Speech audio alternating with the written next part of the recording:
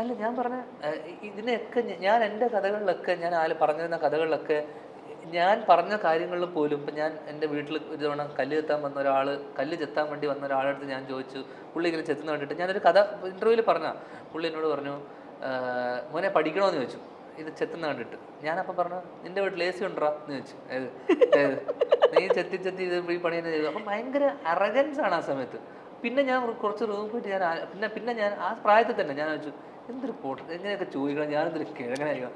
അപ്പം എനിക്ക് അന്ന് തന്നെ ഞാൻ തന്നെയായിരുന്നു എൻ്റെ ഏറ്റവും വലിയ ക്രിട്ടിക്. ഓക്കെ, അപ്പം ഞാൻ ആലോചിച്ചിരുന്നു എന്തൊരു ഊളയായിരുന്നിരിക്കണം ഞാൻ ഇങ്ങനെയൊക്കെ ചോദിക്കണമെങ്കിൽ, അല്ലെങ്കിൽ ഇങ്ങനെയൊക്കെ ചിന്തിക്കണമെങ്കിൽ ഞാൻ എന്തൊരു. അപ്പം എനിക്കൊരു തേർഡ് പേഴ്സൺ പെർസ്പെക്റ്റീവ് ഉണ്ടായിരുന്നു എൻ്റെ കാര്യത്തിൽ തന്നെ.